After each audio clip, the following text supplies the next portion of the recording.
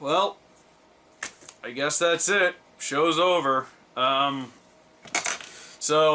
guess I'll discuss the final episode of Gravity Falls here. You'll have to bear with me though because it's kind of late at night and I had like a get together at my place to watch the series finale because all my other friends are big fans of the show, and I'm a little tired, so I'm gonna do my best to get through this. I want to try and at least have the final vlog of the show, you know, a little better than some of the other ones have, but I'm gonna do my best here. So the show picks up right where the last episode left off, where they just rescued Mabel and they got back to the shack, and they show that Grunkle Stan was there along with McGucket, Grenda, Candy, Toby, like a bunch of the survivors from Gravity Falls, along with all the creatures. The Manitors were there, Multi-Bear was there, the gnomes, the golf ball people, the unicorns, all these crazy characters, along with the disembodied head of Larry King, which, by the way, I completely forgot about. He was living in their air vents for however long this took place. So they got together and they decide that they want to fight back. They want to go rescue Ford and figure out how to stop Bill, because he said that he knew another way to stop Bill, so they need to go in and rescue him. So, and luckily the shack was protected by the unicorn spell, the unicorn hair barrier that they put up a couple episodes prior. So McGucket comes up with this amazing idea to mobilize the shack. I didn't really think about this when it was happening, but yeah, they turned the shack into a giant robot, which he says, this is the first time one of my robots is used for good, or something like that. And I really like this scene where Seuss showed up and he goes, you're going to need some more missiles over here, dude, or something like that. Trust me, I've been watching a lot of anime. And McGucket's like, what in tarnation's anime? And he's like, we have much to discuss. No, Seuss, don't corrupt McGucket with anime. You were my favorite character. Anyway, so they're working on the shack. Meanwhile, at the pyramid, of course, all the nightmares, all Bill's people, they couldn't get out of Gravity Falls because there's a barrier around the town. So he wakes up Ford to try and tell him what's going on, to try and see if he can figure out a way to fix things. So apparently, what was really happening was there was some kind of weirdness barrier that protecting Gravity Falls. Now, when the force field happened, I immediately thought that maybe it was another unicorn hair barrier that was either put up by the unicorns because they knew something like this was going to happen, or Ford did it as a contingency plan. They just kind of made up this idea. This is one of the few things I kind of had a problem with the finale. Is it feels like they just made something up. Whereas the unicorn barrier would have made more sense. And that was a very strange sentence I just said. But anyway, he wants Ford to tell him how he can take it down, but he won't do it. So he's slowly torturing him until he talks. So then everyone at the shack, the mecha shack, I will call it the shack, the robot shack shows up, and it's made of like parts of the Gobblewonker from like episode 2 or 3, something, one of the first episodes, and as well as a bunch of other stuff. They even took one of the T-Rexes that was in the amber from the episode where they went to the dinosaurs, and it made it into one of the hands of the robot, and that was so awesome. So they show up at the pyramid, and all the other nightmares like grow big. All of Bill's minions show up, and he makes them fight the robot, but the robot manages to take them all out. And I was like, on Twitter, I was like, "Eat your heart out, Power Rangers!" So we had all the characters like running the shack, and we had some on the outside fighting. Rumble McSkirmish came back from Fight Fighters, which was one of my favorite episodes, and he was out there throwing Hadoukens at the eyeball bats, and then Wendy just jumps onto one and starts using it to shoot lasers. It was awesome. I feel like talking about it doesn't do it justice. I hope you've seen this episode. I'm gonna put up a spoiler warning, so don't worry.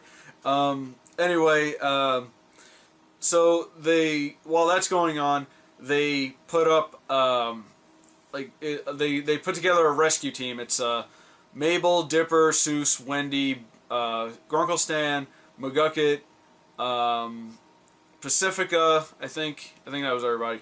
Yeah. So they go in to go rescue Ford, and they find little Gideon there, who's apparently being forced to dance and do cute things for Bill because he betrayed him.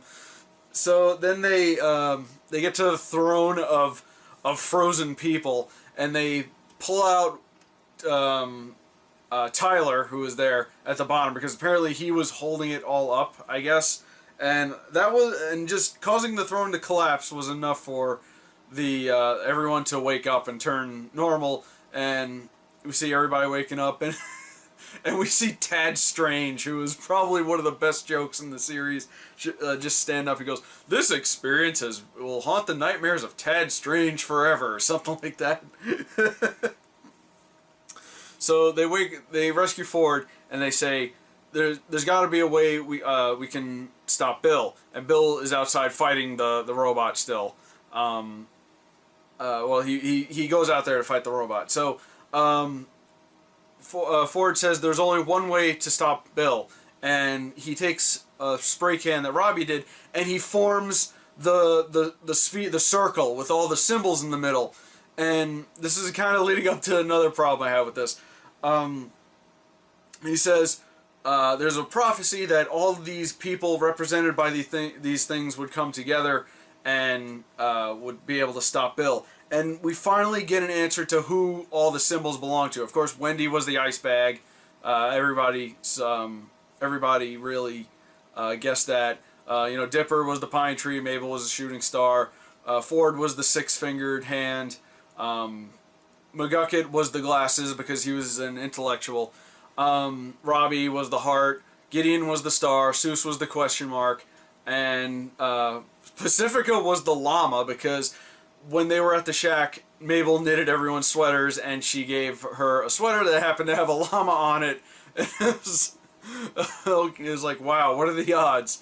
So they got to stand in this circle, and something was supposed to happen, but Grunkle Stan was, throughout this whole thing, very upset still about Ford, and this is where we kind of almost lost him, because he was just completely, just angry about this whole situation. He was still harboring problems against Ford, so he didn't want to stand on a circle. His symbol was like the fish thing, I guess, because it's the symbol on his fez. So he didn't want to stand in it, and everybody got mad at him, and so he's like, all right, fine, just tell him, just say he goes to Ford, say thank you for saving you from the other dimension. He's like, okay, Stan, thank you. And then they started like muttering to each other or something, and then they kind of ruined the circle because they started fighting and bickering, and they tried to stop him. But then Bill shows up and takes everybody and turns them into these tapestries on the wall. Okay, so first of all, the circle, the symbols, that was built up from the very beginning, and it felt like such a cop-out, honestly, because something was about to happen. This revelation had finally come to pass, and they kind of did nothing with it. And on top of that, Grunkle Stan kind of almost ruined everything, which was very upsetting at first. But hang in there. So they go to They turn all the people, and Bill turns all the others into the tapestries. They leave Mabel, Dipper, Ford, and Stan, and Mabel and Dipper run off to try and take on Bill by themselves, which, by the way, this was a very nightmarish sequence when Bill turned into this huge thing with many arms, just like chasing after them down the hallways of his palace. So Stan, he had Stan and Ford in this prison, and Ford was like, the only way that this is going to end is if we put Bill in my mind and use the ray gun, the memory erasing ray gun, to wipe him out. Which was foreshadowed in previous episode, the one with where they got the unicorn hair and they were trying to save the shack from Bill. So Stan was like, no, you can't do that. There's got to be another way. So he comes back. He catches Mabel and Dipper, and he brings them back, and he's gonna kill them. Kids show, and and so Ford says, "All right, I'll let you into my mind." And then he lets them go, and he goes into Ford's mind, and it turns out it wasn't Ford. It was actually Stan, who switched places with Ford because he couldn't use the gun on his head because he had a metal plate in his head. So he's stuck in Stan's mind, and Ford uses the gun on Stan, and you see the inside of their head where you see Stan standing over Bill while like the whole thing is burning, and he goes, "If you erase me, you erase your own mind too." And he's like, "I'm fine with that," and he just punches Bill right in his eye, and Bill just burns up and mutates and melts and just Bill's dead. He's done, and he left behind like a statue of himself when he went in, and that's going to be important in a minute. So we go back to the outside world. Everything goes back to normal. The people are released. All the nightmares go away. All Bill's minions get sucked back into another dimension, and everything's back to normal, except for Stan, because they had to pretty much wipe his own memory when they were stopping Bill, and it was really upsetting because he didn't remember anything. He didn't remember Mabel or Dipper. He didn't remember anybody's name or face or where he is or who he was or what happened. And oh man, I really thought that that's how this was going to end. And wow, if that had ended right there, then wow. So they bring him back to the Mystery Shack, and they're trying to jog his memory. Mabel is crying. Dipper's upset. Seuss was crying too, and that was really hard. The two of them, Seuss and Mabel, was crying. Was just like, I was with other people when this was going on. There was crying going on here too. So they're trying to jog his memory, and then suddenly Waddles shows up, and he says, "It's like, get off of me, Waddles!" And he's like, "You remember Waddles?" And so Mabel had this scrapbook of everything they did over the summer, and they were showing him everything, and they were slowly bringing back his memories, and we were like, yes! Oh my god, that would have been so devastating if we just left it like that. So, everything's back to normal. They showed the Pines twins having their birthday cake, and because it was their 13th birthday on the last day of summer, and the whole town showed up to support them. They brought them presents. And then Stan says to Ford says to Stan that I want to go out and find some other weird stuff to take care of, and I want you to come with me because we've been apart for so long, and we've had such a rift between the two of us that I need your help with this. And we saw them make up, and then Stan announces that he's going to close the Mystery Shack, and then Seuss showed up and was like, "No, you can't close the Mystery Shack. This place is great." So he says he goes to Seuss, "All right, Seuss, the shack's yours." And he gave him his fez, and I was like, "Oh, this." And then Abuelita showed up and moved in. I move in immediately now. Oh my god. And God, there's so many things happened at the end of this. This was an emotional roller coaster. So they packed up, and they were going to go on their bus back home to California. And Mabel said goodbye to her friends, and Wendy and Dipper said goodbye, and they switched hats, and I thought that was really nice. Wendy gave her his hat, and she took the pine tree cap.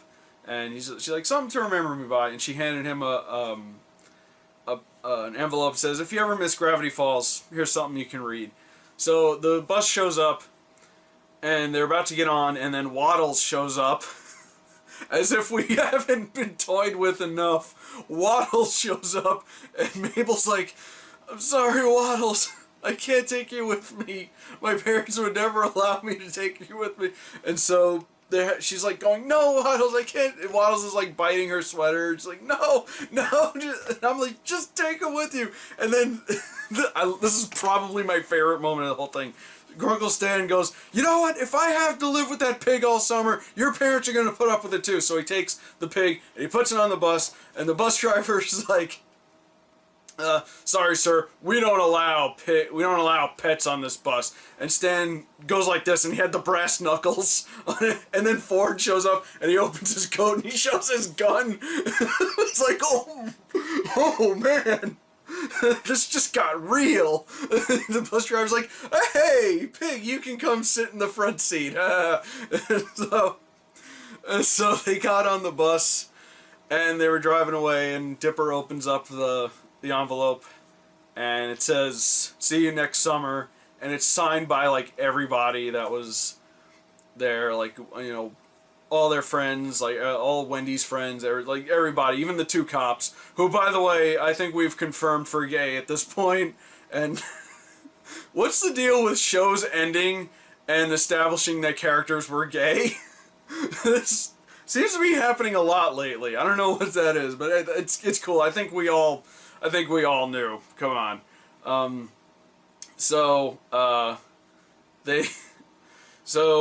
Then the credits roll, and they have this whole thing where they showed Seuss working at the Mystery Shack. They showed Ford and Stan on the Stan of War II, hunting down things in the middle of the ocean just like they wanted. And we saw Bill's statue like in the woods somewhere gathering moss, and then the credits roll, and that was it. I don't know really what else I could possibly say about this series, but it's been one of my favorites.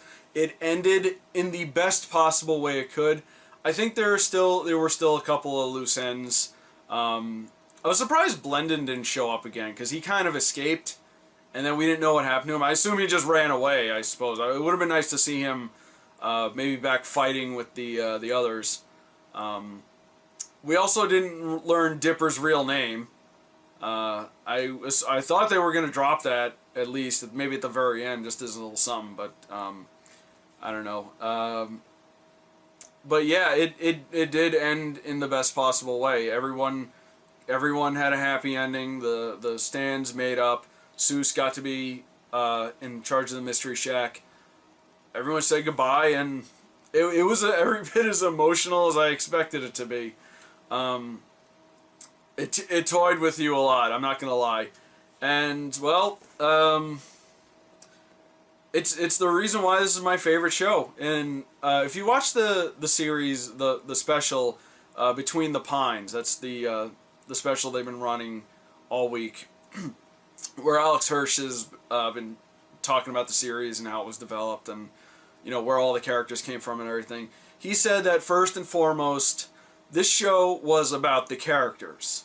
The characters really made the show, and it would have been good on its own, but the characters were memorable, they were lovable, they were relatable, and you just wanted to, every week you just wanted to see them again. Well, not every week, because this show sure took its sweet time coming to an end. I mean, it aired in 2012, and it's now 2016, and there are only 2 seasons, so yeah.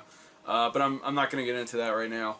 The only thing I think is left is they need to release this series on DVD.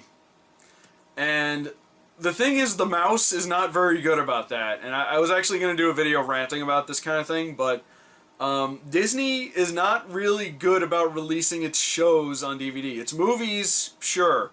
Not its TV shows. I mean, anyone who's tried to collect the Chippendales, Rescue Rangers, the DuckTales, all of, like, the old Disney afternoon cartoons, knows that it was very difficult to get the complete series on DVD. And yes, I know there are DVDs of Gravity Falls, but they're like compilation DVDs.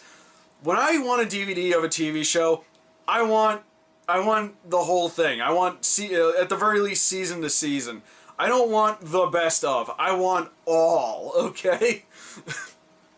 And they should, because this show is great, and I've heard so many people who watch these videos that I do and other videos that people talking about Gravity Falls saying about how so many people say how great this show is, but there are apparently a lot of people out there that still haven't been able to watch it because they don't have cable or they don't have the Disney Channel or whatever. So a DVD would be great, but at the very least, I'm hoping that they at least make this show available on Netflix, Hulu, somewhere. I'm sure it's available somewhere legitimately, or it needs to be more readily available, because a lot more people need to know about this show. They need to know why this show has the fandom that it does, because it is that great.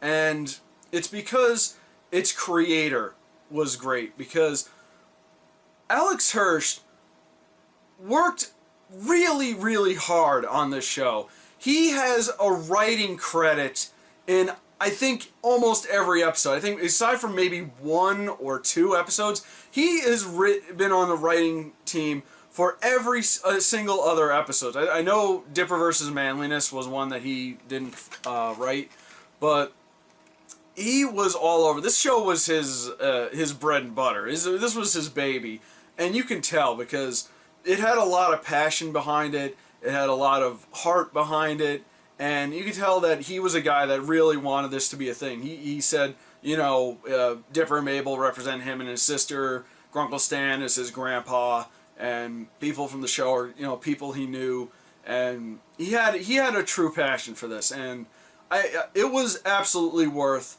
waiting 4 years for this series to come to an end. 4 years now, Jesus Christ. But yeah, people need to see the show, and the fact that he was able to be the writer of the show in almost every episode is insane, because I don't know if you know this about me, but I don't want to just talk about cartoons my whole life on YouTube. I want to make one day, and I'm not that great of I know some animation techniques. I haven't really done much with it. I'm an okay drawer, with drawing, but I have ideas, and I want to get them done. And when I've been finding out about you know, the pitch process and how you know, when you pitch an idea to a show, I find out that a lot of times the person who created the show doesn't really have a whole lot of say in how it's made, because it's given to Disney or whoever. And if you don't believe me, go to Wikipedia and look up like your favorite show that's on TV right now. Look up like Star vs. the Forces of Evil, or Wander Over Yonder. Wander Over Yonder is kind of an exception, but Star vs. Forces of Evil, regular show, just any show that you like to watch right now. Look at who the creator is, and then go to the episode list and see how many times that creator shows up as a writer. It's not a whole lot, except for, I think the only exception was Wander Over Yonder, which I saw Craig McCracken's name quite a bit, but not Gravity Falls. Alex Hirsch somehow pulled off the fact that being the writer on his show so many times. I don't know how he did it, and I know he was at odds a lot with like the network and censors and the know-it-all moms of Americas, but he stood up to them, and he stood his ground, and he stood up for, you know, creativity over, you know, just what they want as opposed to he wants.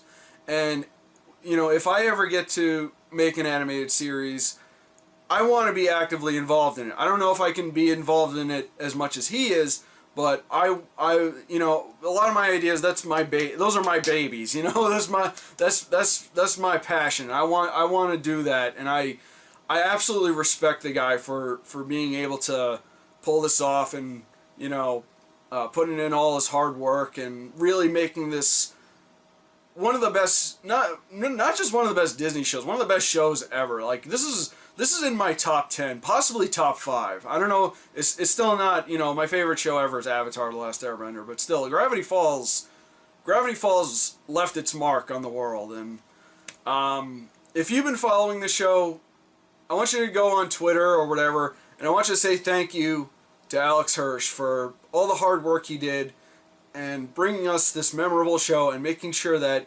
he ended it on his terms and he didn't let it go into the hands of someone else and possibly be ruined or go or diverge from his vision of the show. I want you to say thank you to him. I want you to say thank you for bringing us a great show and for being just entertaining us and bringing us like a great show.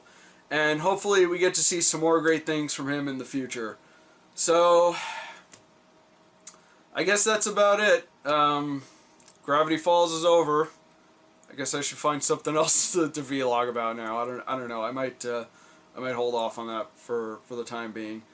But yeah, great series. One of the best possible series finales I've seen, and in the very unlikely event that Alex Hirsch actually watches this, I just want you to say, man, I just want to say to you,